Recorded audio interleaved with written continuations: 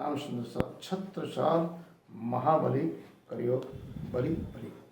धन्य है ऐसे वरांगना माता शैलेंद्र देवी छत्रसाल जी महाराज की माता जी, जिन्होंने न केवल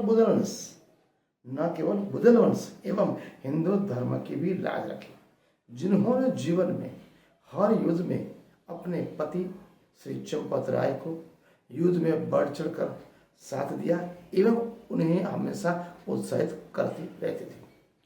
विक्रम संवत 1716 में जब महाराज चंपत राय औरंगजेब के गलत इरादों को नाप गए, उसी समय उन्होंने औरंगजेब की मनसबदारी को लात मारी और सिंह की बातें महोबा वापस आए। महोबा वापस आने के बाद सभी बुंदेलखंड के जन प्रजा बहुत खुश हो गई, अपने राजा रानी को वापस देखा। यहाँ पर आने के बाद विक्रम संवत 1716 में महाराजा चंपत राय ने भंडरे का किला एवं भंडरे किला और एक जागीर और ईर्षा की जागीर एक किला जीता।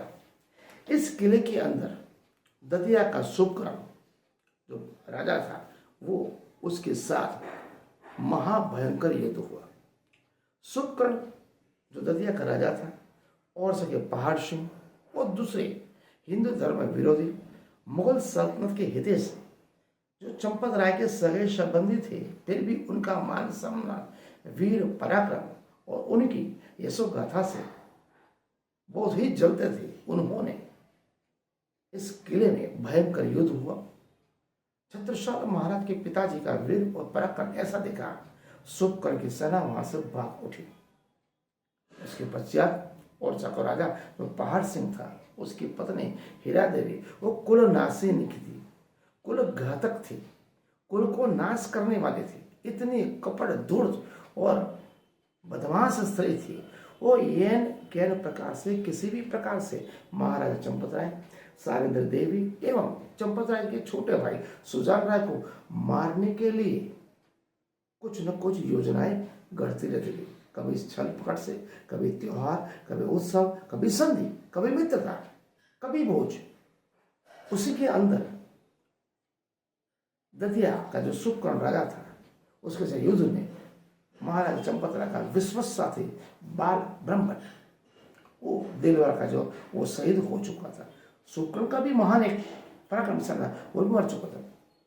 अब धीरे धीरे चंपत राय बुंदेलखंड में धीरे धीरे वापस अपने यशोगाथा फैला रहे थे।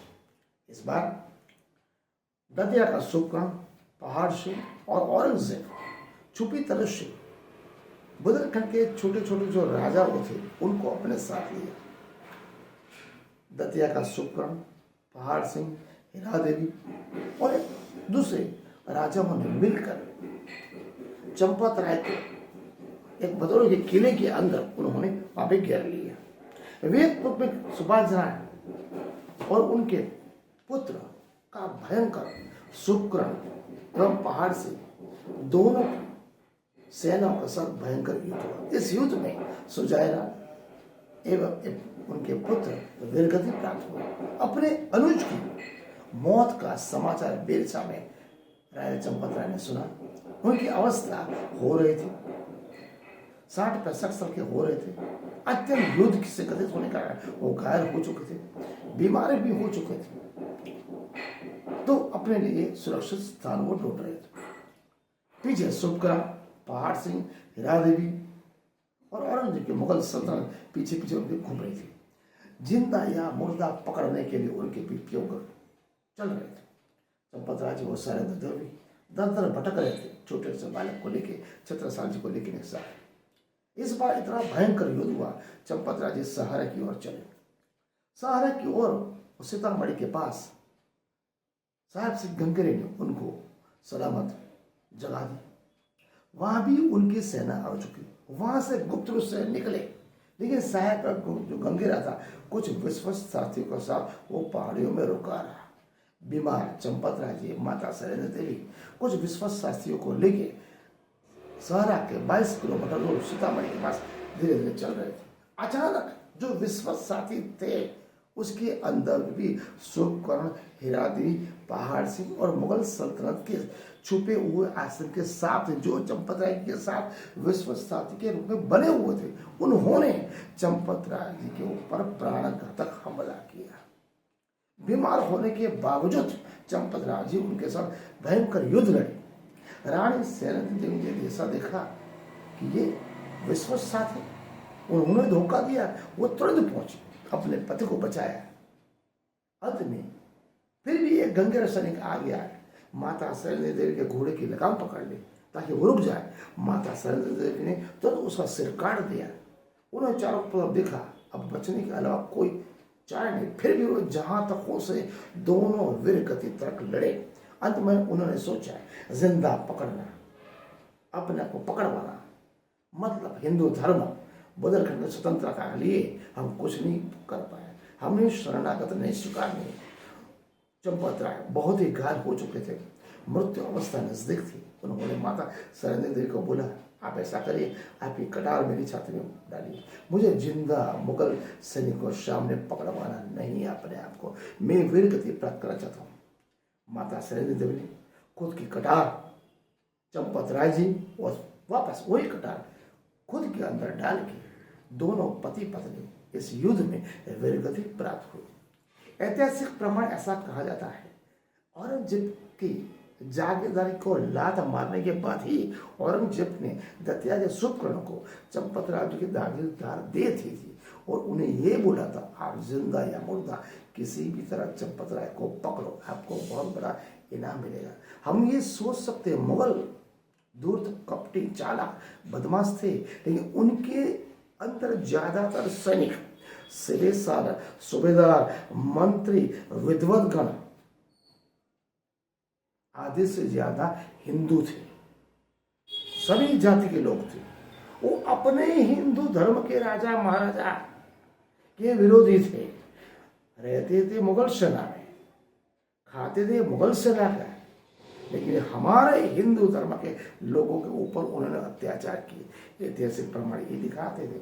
औरंगजेब तो बदमाश था ही, दुष्ट कपटी था, उसको कैसे पता चलता था ये कौन से राजा के पास कितनी संपत्ति है, कौन सा राजा कैसा है, ये सभी बातें कौन बताते थे? हमारे हिंदू धर्म विरोधी मुगल सल्तनत के हितैषी एक दूसरे को काटते थे। मतलब हम अंदर मरे, औरंगजेब ने हमको अंदर ही अंदर लड़वाया, वो उसकी कूटनीति थी, राजनीति थी। इसीलिए मुगल सल्तनत बाबर से लेकर औरंगजेब बहादुर शाह तक 700 वर्ष तक हिंदुस्तान पर राज किया। हमारे हिंदू अंदर ही अंदर लड़े, कटे और मरे। सेनापति भी हमारे हिंदू थे।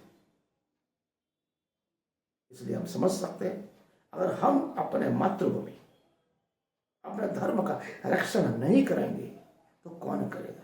इसलिए हमें अपने धर्म और मातृभूमि की रक्षा के लिए कुछ न कुछ करना चाहिए। चंपत राय जी का अध्याय हम यहाँ पूर्ण करते हैं। इतने बड़े वीर पराक्रमी शार्दुल, सबसे पहले नर वीर बुंदेल केसरी महाराजा छत्रसाल के पिताजी चंपत राय हिंद केसरी घनेंगे, उनका अध्याय हमने यहाँ पूरा किया। ऐसे पराक्रमी वीर निष्ठावान पराक्रमी के पिता के पुत्र महाराजा छत्रसाल, छत्रपति में छठी धर्मशाल देवपुत्र कराए। कल का अध्याय हम छत्रसाल जी महाराज की माता से, माता सैरंध्री देवी लाडपुर के लिए हम चालू करेंगे। आज का अध्याय हम पूर्ण करते हैं। चंपत राय जी को सत सत नमन।